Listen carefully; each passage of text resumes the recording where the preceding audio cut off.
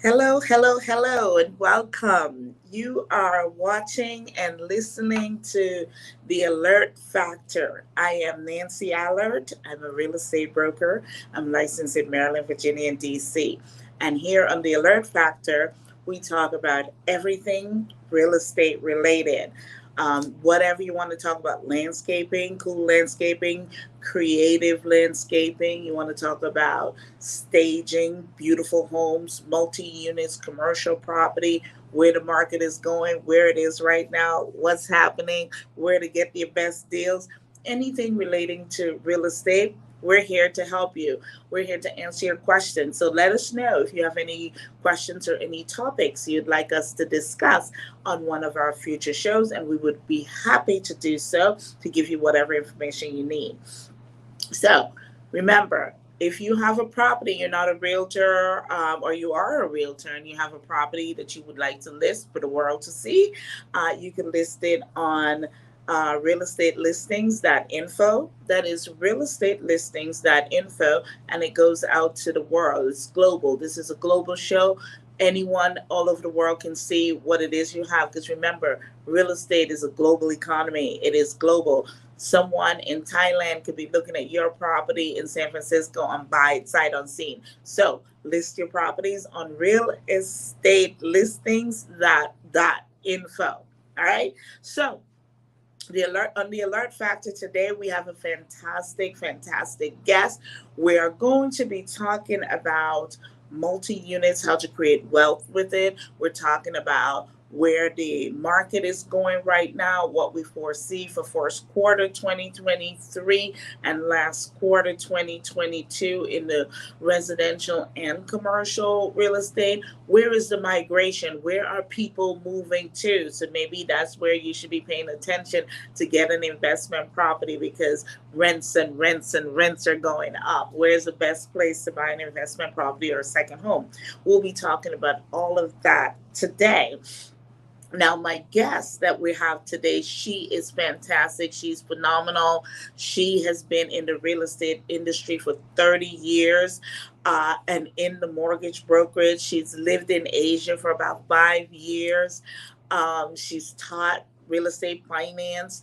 I mean, so she's been in the business like I have been 26 years. So we've seen the good, the bad, the ugly, right? And one of the reasons, well, there's a few reasons why I wanted to have Teresa Cracker on the show, and I'm sure I messed up her last name, on the show today. Everyone does. And I'm going to call you Teresa K, but for the rest of the world, can you give us your full name and the right pronunciation? So my name is Teresa Krakauer. I usually say crack hour, and it's easy to Krakauer. remember them. Most of my clients, I say Mother Teresa, and then no one forgets who I am. So Okay. yeah, so I Teresa have been. Krakauer. Yes, I am. Today I'm in Scottsdale, Arizona. It's a wonderful place to be. I never thought that I'd be happy here after living in places like Seattle and Silicon Asia. Valley and Asia and some time in Switzerland, but I don't know. There's just something about that sun every single day that is a little bit intoxicating, and that's why we have so many people moving here. Yeah, we're going to come back and talk about the Arizona market shortly. But so you've been in the real estate industry for 30 years. You've also ran and operated your mortgage brokerage company. So you've seen it, because like I've been in the business for 26 years, well 27 this year. And so we've seen the beginning, we've seen the good, we've seen the excellent, we've seen the ugly, and even you started in the 80s, in the late 80s, which means you saw when the market, the interest rates was We're what, 30, yeah, 18%, right, 13%. Yeah, much higher than they are today. and now we're complaining about 5%. Yes, exactly. Right. Yeah. Once again, I think having done so many different things in my career, including flipping properties and things like that, I look at real estate as still an amazing long-term investment. It doesn't matter what the market is, really. And it's helped quite a bit right now in the current market for me to have a background in the lending side. Right. Because markets like right now, for some cases, you could just keep dropping your price and nothing happens. I have one where I did the math for my client that if they offered 15,000 in credits towards the buyer's interest rate buy down, either 1 year permanent, 1% permanently, or 1% for a year, 1% for a year, and then to the note rate. Both of those together cost 15,000. So I said, we can keep dropping the price, or you can offer a credit of 15,000, and bang, just like that. See, and that is the other reason why I am happy you on this show today, because you are, it's almost like we're one person because you're creative, right? you're Make about the deal. the math, right? And about the negotiations to get the deal. We're about making deals happen, right? We're not just realtors. People always ask me, are you a residential or a commercial realtor? And from day one, I said, I'm a real estate agent that gets the job done. I'm not saying whether I'm a residential, commercial, I get the job done. So whether I'm selling a building or whether I'm selling a house, I can be creative enough with the negotiations and with the financing and all of that. And that is you. That is you. So let's just jump right in. Right? The other thing I would add, I would say is over my career, because I did have the benefit of getting to live overseas, I moved to Sotheby's International Realty, mostly because in our business, it's the network. It's being able to access buyers before you even have a house on the market. I have a new listing, and before it even went on the market, I already knew who it was perfect for. Right. And part of that is being connected to people that are all over the world. I mean, relocation is huge into our market right now with it used to historically be Canadians coming here. There's still a huge percentage of Canadians that fly down here. But really, we have people coming from California, and we have people from all over the world that are coming for our weather. So it helps to network overseas and everywhere. And with our network, that allows us, the international side of Sotheby's is great. So we're going to segue to that right now. Perfect segue. So if someone was asking you right now, right, you just got a new client and they're an investor and they want to know what market is the good market right now for me to purchase, whether it's a second home or an investment property. Where do you see the migration going, and why do you think it's going there? Well, we have seen quite a bit of migration because of what happened with COVID, right? COVID created a whole new paradigm shift of the way people saw work. And so a lot of people migrated into our state specifically because you could have a much larger house and a pool and an office and everything that you need in order to be able to work remotely. So we're still definitely seeing a lot of that. I would say, specifically, I guess, in our marketplace is I track multiple times a day the Phoenix Business Journal that talks about who has signed a lease or who has bought land and who is building a new corporate headquarters, because that is really big right now. We did win the TSMC fab that is being built up in the 17 corridor, just to the northwest, if you will, of Scottsdale. And it's similar to an Intel Corporation. When they built their fab, they actually have 2 fabs here and they're now expanding. It completely changed the entire real estate outlook and landscape, if you will, with housing. And so TSMC is really big. And then once you get the big fish, the littler fishes or the middleman all come in. So we not only do we have TSMC building a factory, we have all the suppliers of TSMC that have bought land and are building factories. So, and you have all the warehousing, which is the industrial land, all the warehousing for Amazon, right, and for the fulfillment center. So where would you say is the hot spot right now in Arizona? I would definitely say that the 303 corridor has completely changed. the 303 corridor has had so many large amounts of land purchased by builders, both for brand new subdivisions, but also for shopping centers, for warehouses. I think there is a massive migration out of California right now.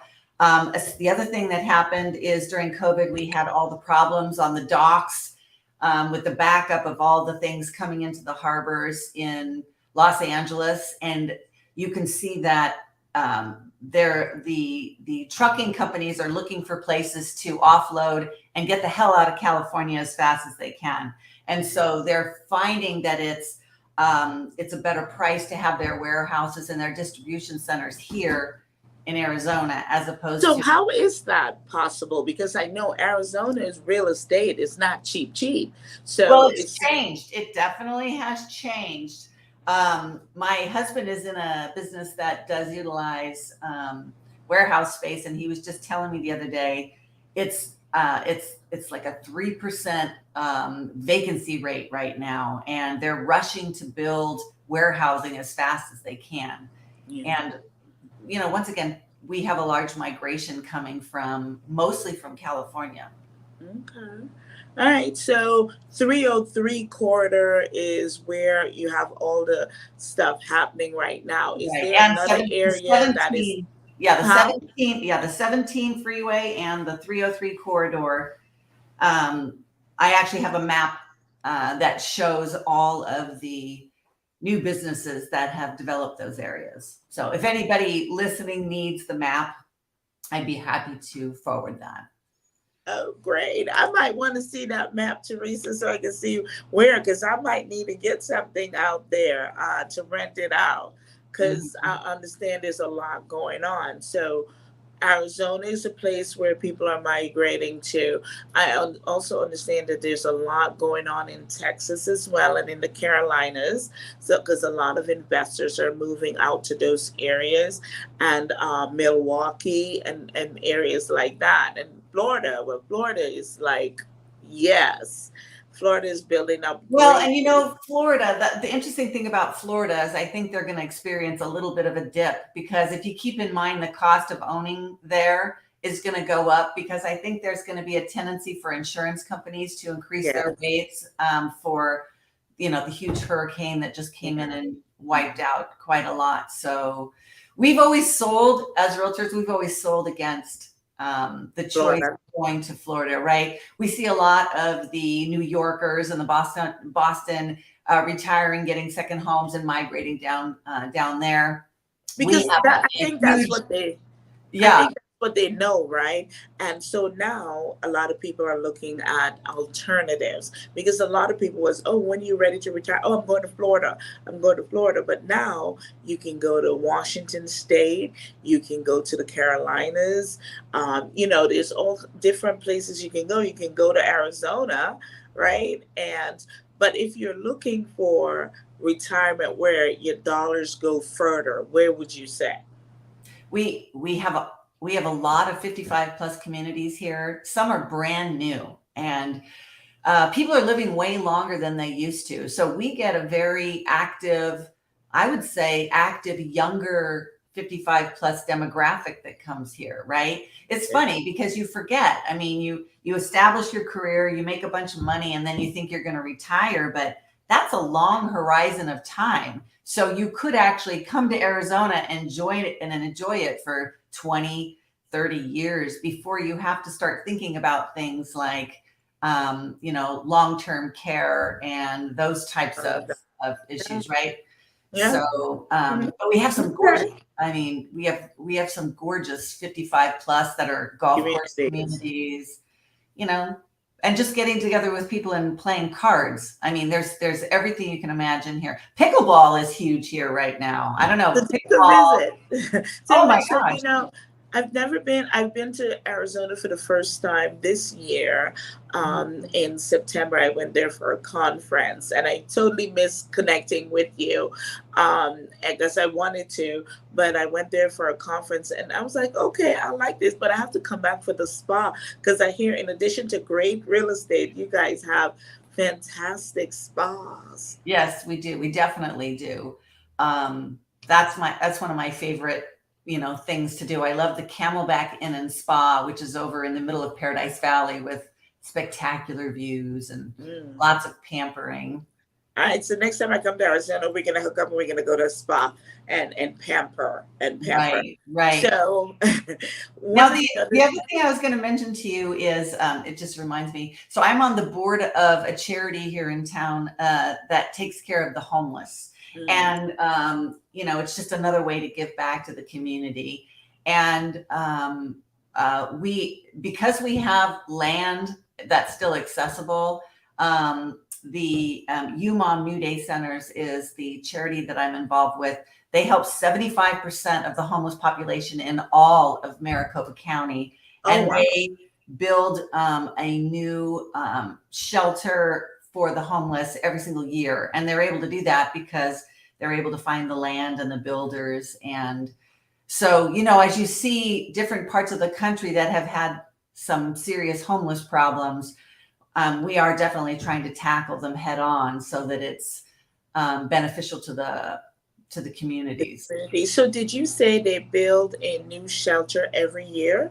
Well, it's not a shelter. I misspoke. It's basically affordable housing, right? Uh, That's another thing is affordable housing.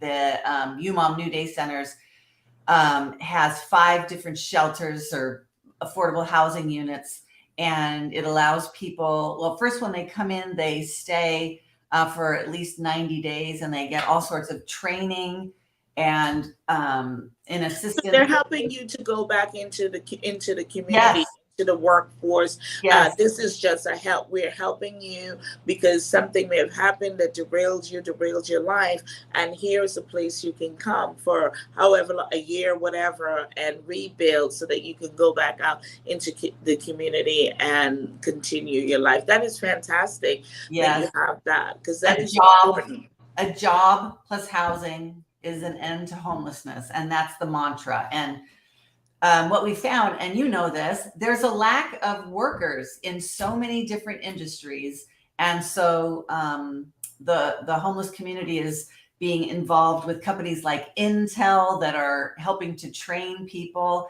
I know TSMC's factory is going to need a lot of people working in the green or in the clean rooms, in the little bunny suits Yeah. as they work on semiconductor chips. And so it's been set up through our community colleges that you can get the training needed in order for you to accept those jobs that are going to be in the factories.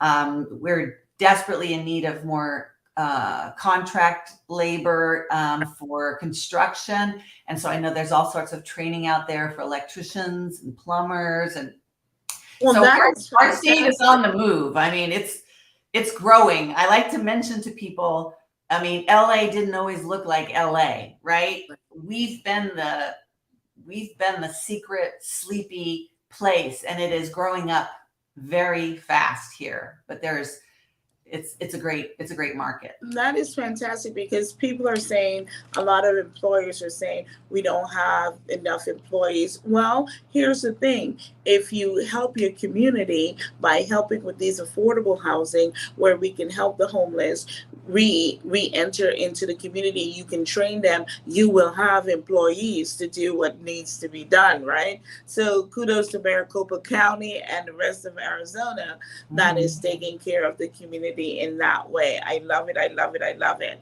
So let me ask you, you're with Sotheby's International, which brings another level to the real estate, to you being a realtor. Like I'm with Remax Allegiance, and Remax is international. And one of the reasons I chose Remax is because it's international, and that whole connection with meeting realtors from all over the world, connecting with people from all over the world. And so, how has that helped your real estate career? Oh goodness. Because I have lived overseas. I have an example would be I have a friend who is Danish, who I met when I lived in South Korea, and she now lives in Dubai, and she has rental property in Miami, right? And so what would happen is I would get these phone calls with friends that know my background and my experience, and they would have a property they had to deal with that was in Miami. So now they can call me and I can make sure that I'm working hand in hand with a Sotheby's agent in Miami, right? Also, you know, in this business, when the market's good, everybody is suddenly a realtor. Exactly. And then when the market is bad, they're gone. They're gone. It kills me because I feel bad for clients that aren't able to work with somebody that have our level of experience. Right. And so, you know, this is the time in the market where maybe some of those agents will find, you know, full-time jobs doing something else. Right. So, and then we're still here. Right. And Sotheby's and Remax. I did work at Remax previously. So Remax is still, it's another amazing, amazing company. But I think that it attracts a higher caliber of an agent, a professional agent. I mean, you know, especially in this day and age where it's funny because when the market was going insane here and we would have multiple offers on homes before we had even listed them. Basically the client didn't feel like they should have to pay us for everything. Exactly. And it's amazing to me because in some states they have attorneys that charge attorney fees to draw up documents. And so we aren't attorneys, but in many ways we are reading every single sentence and interpreting every line of the documents. And we are here to protect them from, you know, getting sued for non-disclosure and all these. Yet we're told not to practice law, right?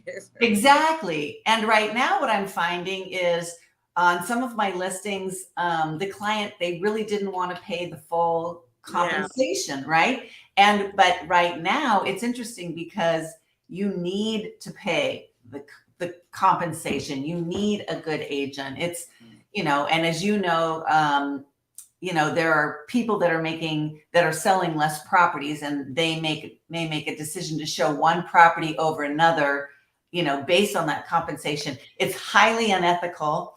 And that's not the way I roll, right? Exactly. Because it's not this deal. An agreement. That's right. I'm very much into the relationship of the whole thing. As long as I can satisfy them, I know that their best friend and their cousin will be calling me. Come. And that's why, Teresa, we've been in the business for 30 and 27 years. So what we'll do is we'll take a short break. And when we come back, we'll talk all about multi-units and how to make money in real estate.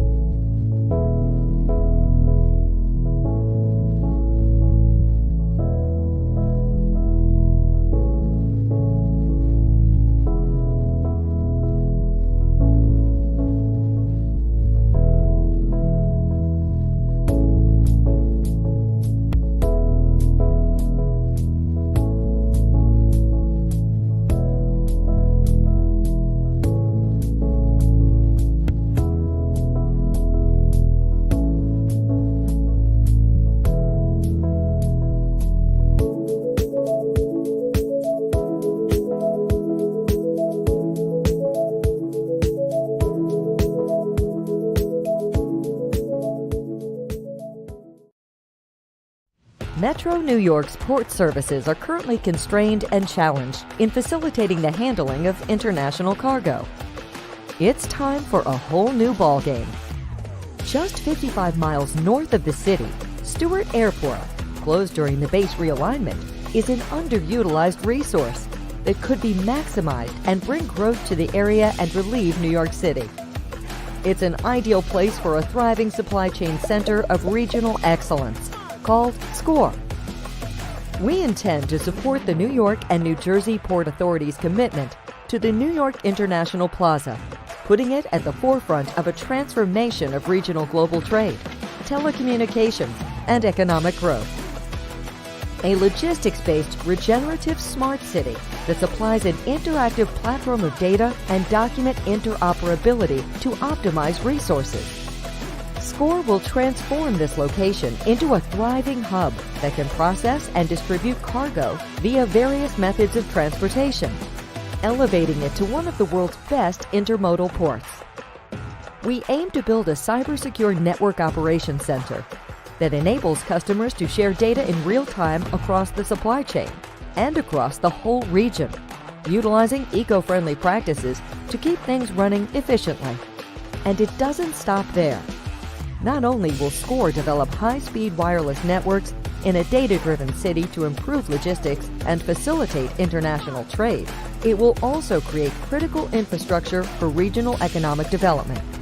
By optimizing the business environment, attracting startups and investment, supporting the development of high-value industries such as medical, education, technology, and hospitality, creating new employment opportunities for the region. SCORE will inject vibrancy and inspire prosperity in an underutilized area to develop a greener and more livable smart city that thrives, bringing excellence to the Hudson Valley. It's a game changer. Visit IC Logistics to learn how you can support this SCORE economic development initiative at Stewart Airport.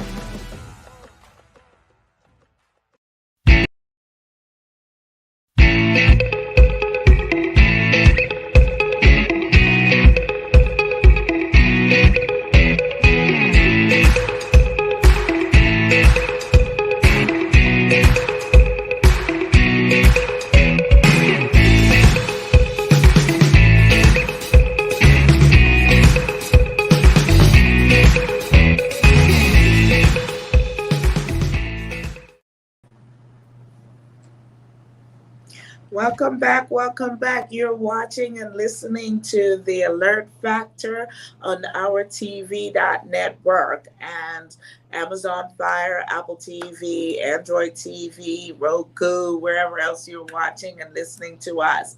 And I'm here today with Teresa Krakauer of Sotheby's International.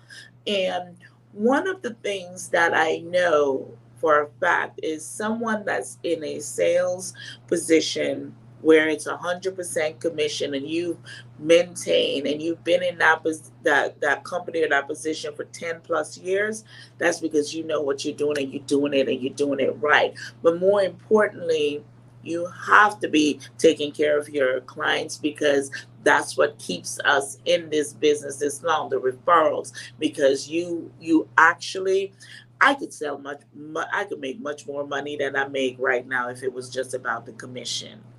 But don't get me wrong, we're doing this to make money, but it's not about just the commission. I don't chase the dollars flow to me, right? Money flows to me, I don't chase it, right? Exactly. Exactly. It all works out when you're taking care of people.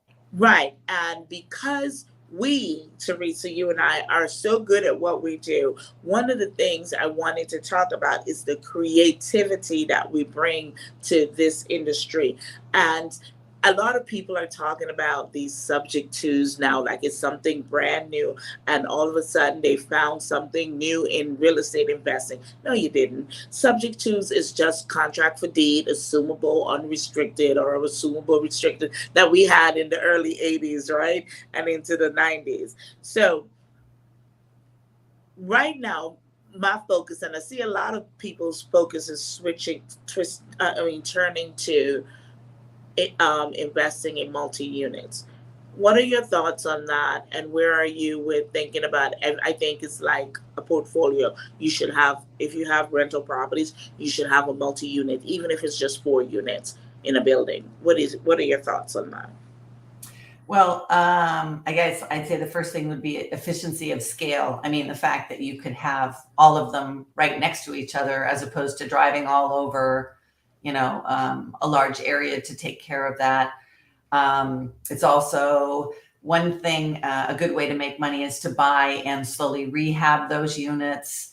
And I know for a while in my career, I was doing fix and flip because that's where the money was at that time in the market. And let's face it, we all want to be HGTV Right. people, right? A little So design, easy. as long as you don't fall too much in love with it. But that's what would basically happen is if you find a nice fourplex, it's still considered to be conventional financing. Right. It's pretty easy to Residential. do. You could even do it owner occupied if you're going to live in one of the units, which I mean, that's the greatest thing. If you think about it, if you did owner occupied financing, bought a fourplex, bought in, stayed 2 years, right? Because there's still, I mean, what I like to say is right now there is that $250,000 capital gains exclusion, tax exclusion that, and that's You what it never is know when right they're going now. to take it away. You never know Right. when they're going to That's take it away. right. Like I say to people, should I sell now or should I sell next year? And I say, well, let's keep in mind that we don't know when the government is going to change the tax code. But as it stands right now, when you sell your house, if you live in it for at least 2 years, then you can write off and avoid $250,000 of the gain tax free, at least in our state, because we also don't pay sales tax. Some Right. people have So- these large taxes on sale. Yeah, so it's so the 250 is federal, right? So Yes. so And it's $500 if you're married. exactly. So what people don't realize, and when we say it has to be your personal residence. So even if you owned a 4 unit and you lived in one, right, and you sold it and you're a married couple and you made $500,000, you don't have to pay any taxes on it. If you made $550,000, then you only have to pay taxes on the $50,000. Right. However, you Yeah. have to remember you're deducting all your expenses, right, before you count what you made. And this is something you can do every 2 years. Right. Every 2 years, as a single person, you get $250,000 free gain, no taxes paid. If there's a gain, that's the part. If there's a gain, right? If there's a gain, Right. no taxes on that, right? So here's my thing. People ask me all the time, well, I don't own a home right now. I want to buy a condo or I want to buy a townhouse. And for me, I cringe because I said, if you do not own a property right now, you're single or you're married and you're now starting out, right? You're buying your first property. I personally think you're doing yourself a disfavor if you don't buy yourself a multi-unit, if you don't buy yourself a fourplex, a duplex, or whatever, where you live in one and you have 1 unit, 2 unit, or 3 units, paying your mortgage, and you get an income. And you can just live there for a year or two, and then you go buy that big house. Now you rent out the entire 4 units. You're getting money coming in for the rest of your life. And this is how you start to create generational wealth, because that 4 unit is not going anywhere. Ladies and gentlemen, it is not going anywhere. You have it. And here's what you can do with a 4 unit that you can't do if you buy a 1 condo as an investment property. You buy a 4 unit building. There's a lobby.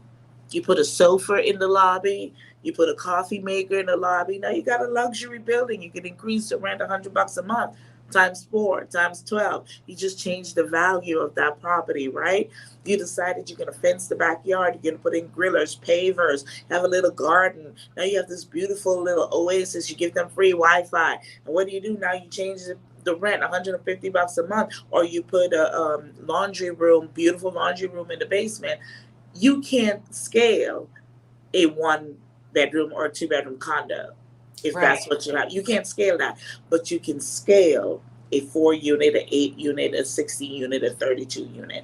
And I always, the other thing I'd add in there is you're in charge of what the rules are for the building as well, right? Okay. And so one thing I have a lot of investors buying single family residents in Old Town Scottsdale here to turn them into Airbnbs, right? And so when you think about having a fourplex, if you own all 4 units in a fourplex, you could turn one of them into an Airbnb. You could get your like design on, and you could have Speak like my language, Teresa. gorgeous, Speak my language. you could have this gorgeous unit, right? And you Right. could get some executive coming into town. Like that's my husband. My husband flies to Newport Beach, California every week.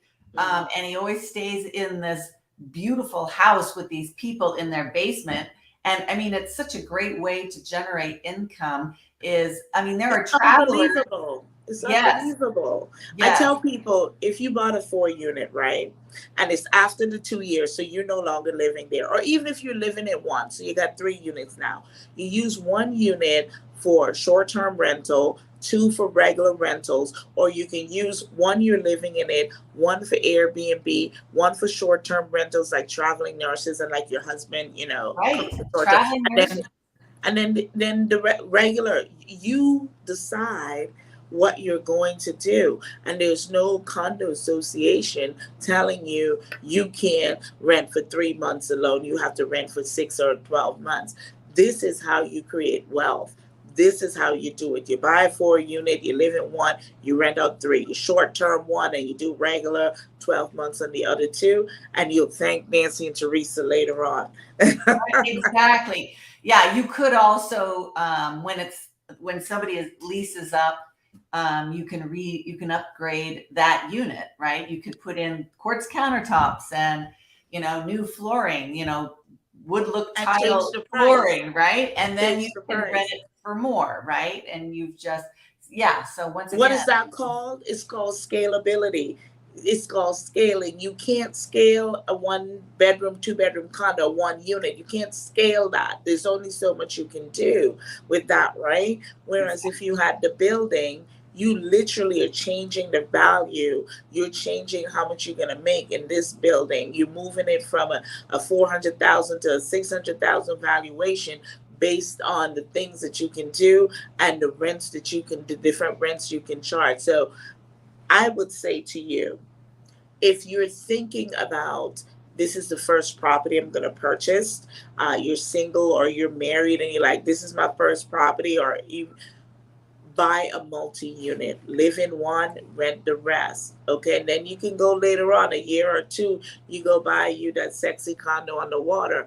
But guess what? The 4 unit is the one that's going to be paying for the sexy condo on the water. Exactly. When you buy the sexy condo on the water, all you have now is a sexy condo on the water, and you have to pay for it. Right? It's so funny when you think about it, Nancy, the should've, would've, could've conversation. It's like, gosh, I don't know if I can get into the real estate market. Well, you should, okay? Because we both know the cycle of real estate. It comes around in a circle, but all levels rise over time. Right. And and especially right now, oh my goodness, the cost of living. And if you compare what it's going to be to pay rent and just throwing that money away, it definitely makes sense to purchase. Because one thing we can guarantee is rents are going to be going up. Rents have gone up since World War II. Okay, so Right, it's exactly. going up. It's going up. Rents are going to go up. So if you have a rental building, you are going to be good. And especially you buy it in Arizona, where apparently everybody is moving to, all the businesses are moving to Arizona, so people are going to need to rent places. You go to places in the DC metro area where there's a lot of business migration. You buy your rental unit there. You buy it in a location where there's a lot of movement, there's a lot of development. Go to the county, see what they have planned, call them, find out what they have planned to generate income for the community. What are they doing? Are they bringing in more businesses? Are they doing more development? Are they giving incentives to developer, which means there's more people coming in? Are they giving incentives to corporations for them to come to the state?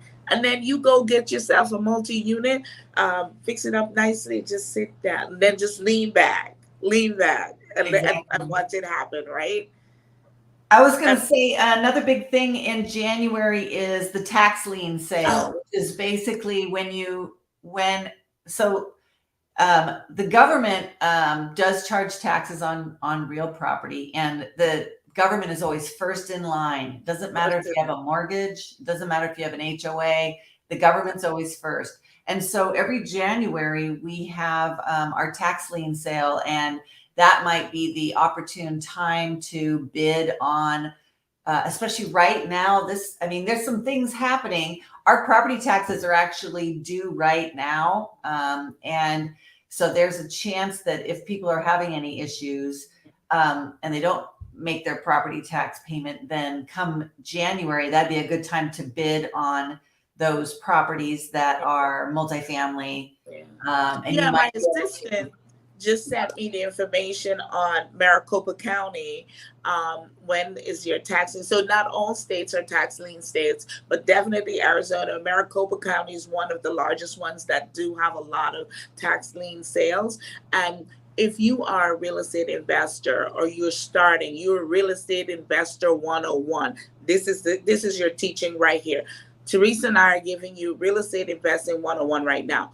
Right. Where can you start to invest in real estate for little money? Tax lien sales. Tax lien sales. Just Google tax lien sales and which states have tax lien properties. I know DC, Maryland, New York just canceled theirs. Like after COVID, they decided they weren't going to do it anymore. So it's Maryland, DC, Chicago, Arizona, and some other states that do tax lien sales. And you can purchase a property for the amount of taxes that is owed on the property. However, spoiler alert, a lot of the institutions and corporations are now buying these tax lien properties to put it in the investments for their shareholders. So which means now that they have deep pockets, so they're outbidding everyone. But what I'd like to let everyone know is if you're going to start any venture, learn the rules of the game before you jump into the game. And if you learn the rules of the game, then you will know what to do. Don't walk around saying, don't hate the player, hate the game. Walk around saying, don't hate the player, learn the rules to the game so you can play. Because here's what's happened. You don't know that exaggerated amount that the institution bid, they don't have to pay that. That's not what they have to pay. There's a percentage they have to pay that's above what the property value is and the taxes that are owed. There's a whole formula that goes into it. So contact the county, find out what that formula is so you know that, oh, wait a minute, the tax owed is $5,000. Why would I pay $100,000? Why are they bidding $100,000? Well, they're not really going to pay $100,000.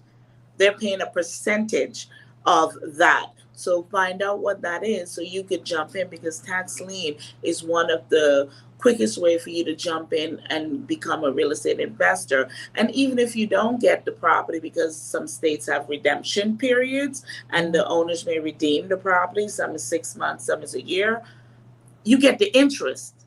How much do you know what the interest is in Maricopa County? Is it 18 or you know what I do? I would have to check, because based on what's happened in the last couple of months with interest rates, I don't know what it is today. But there's definitely you're bidding on the spread. Yes. And so it's basically it's a guaranteed return on your money until it gets to the point where you would have to foreclose to get it in a tax lien sale. Right.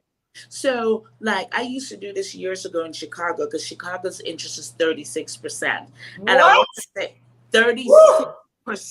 That's crazy that's not usurious.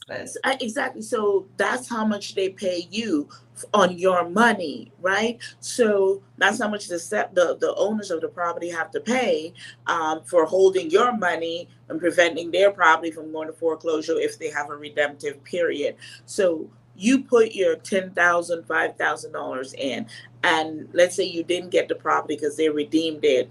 You get 36% interest on your money. Where can you get that? Where are you getting that? Exactly. So even if you don't get the property, you got 36% interest. I know in Maryland and DC is 18% interest on your money.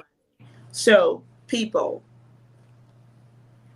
here's some things I want to talk to you about. If you are looking to get involved in real estate investing, in Arizona, contact Teresa, man. Contact Teresa. She's not only creative, she's an excellent negotiator, and she's about the math. She can help you do the financing so you can find out what your NOI is going to be, how much you're actually going to make, right? And Mhm. she's with one of the largest real estate companies in the United States and internationally, Sotheby's International, right? If Right. you're looking to buy a multi-unit and you want to learn how to create generational wealth through buying buildings in the DC metro area, call Nancy Alert. Holler at me. Teresa, tell the people how they can get in contact with you. Well, the easiest way, if you don't have a memory for numbers, my website is Move Arizona. Okay, that's it. Is that the world's greatest domain? I Let me don't just say know that you if had to have there gotten is. that 30 years ago because you couldn't get that right now. That's 30 years ago. I've had Right? lots of different websites, but that was the one that I was able to get, and I was very excited about it because it I starts like with a Move verb. Arizona. It Yeah. starts with a verb or an active word, and then it's Yeah. my main market is Arizona, right? Move Arizona. Move I love Arizona, it. But right? you And if also you are licensed in California, right? I am. I've been licensed in California since in '89. I got my salesperson's license, and then in 1990 I got my broker's license. Yeah. And I keep them current. It's Right. just for the right client, I might jump on a plane and help you there. But usually, I have associates there that I work with, right? Right, because that's one of the things I can do business in any state because I've created a network of agents, right? And I have my Arizona agent because I didn't have one before. Ooh, So that's now I have right. my Arizona agent. That's right. So what people don't realize, so it doesn't necessarily have to be an agent with the company you're with. It's got to be an agent that you know, like, trust, and know can get the job done, right? Get the job done. And my favorite thing, answers the phone.